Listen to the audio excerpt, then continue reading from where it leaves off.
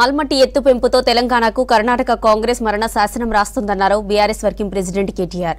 దక్షిణ తెలంగాణను ఏడారిగా మార్చే కుట్ర జరుగుతుంటే రేవంత్ ఢిల్లీలో జల్సాలు చేస్తున్నారని విమర్శించారు. ఆల్మట్టి ఎత్తు పెంపుతో కృష్ణా జలాల్లో తెలంగాణ శాశ్వతంగా హక్కు కోల్పోతుందన్నారు. ఇక సుప్రీంకోర్టులో కేసు నడుస్తుండగా కర్ణాటక కాంగ్రెస్ ప్రభుత్వం దుర్మార్గపు నిర్ణయం తీసుకుంటే రేవంత్ ఎందుకు మౌనంగా ఉన్నారని ప్రశ్నించారు కేటీఆర్.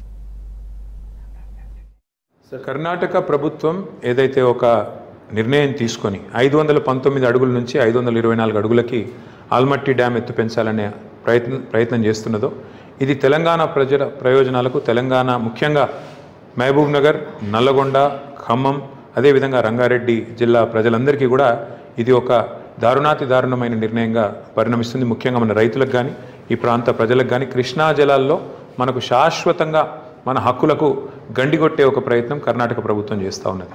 ఇక్కడ వాస్తవం ఏంటి అంటే 70,000 కోట్ల రూపాయలు కేవలం ఒక భూసేకరణ కోసమే కర్ణాటక ప్రభుత్వం మరి ఆల్మట్టి డ్యామ్ ఎత్తు పెంచడానికి నిర్ణయం తీసుకొని 70,000 కోట్ల రూపాయలు ఏదైతే కేటాయించిందో దీనివల్ల శాశ్వతంగా తెలంగాణలో ఒక చుక్క కృష్ణా నీళ్ళు కూడా మనకు అందకుండా పోతుంది.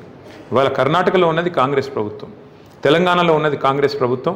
కానీ ఇప్పటి వరకు మన తెలంగాణ ప్రభుత్వానికి కనీసం సోయి కూడా లేదు, ఆలోచన కూడా లేదు. అట్లాగే ఇవాళ తెలంగాణలోని మా అన్నదమ్ములతో కూడా నా విజ్ఞప్తి, నా ప్రార్థన, ఒక్క ప్రాజెక్టు ఆల్మట్టి దానిలో 5 ఫీట్ల ఎత్తు పెంచితే ఇవాళ 70,000 కోట్ల ఖర్చు వస్తుందని చెప్పి కర్ణాటకలోని కాంగ్రెస్ ప్రభుత్వం చెప్తున్నది. మరి కాళేశ్వరం ప్రాజెక్టు ద్వారా 3 బ్యారేజీలు, 15 రిజర్వాయర్లు, 19 సబ్స్టేషన్లు, 21 పంప్ హౌజులు, అట్లాగే 100 కిలోమీటర్ల సొరంగ మార్గాలు, 1000 కిలోమీటర్ల ప్రవాహ కాలువలు నిర్మించిన మరి తెలంగాణ ప్రభుత్వం కేసీఆర్ గారి నాయకత్వంలో 93,000 కోట్లు ఖర్చు చేస్తే నానా యాగి చేసి, నానా గోల చేసి ఇదేదో స్కామ్ జరిగిపోయింది, 1,00,000 కోట్ల కుంభకోణం అని చిల్లర మాటలు మాట్లాడిన కాంగ్రెస్ పార్టీ రేవంత్ రెడ్డి నాయకత్వంలో చేసిన చిల్లర ప్రచారాన్ని ఇకనైనా మీరు గమనించండి అని కోరుతా ఉన్నా.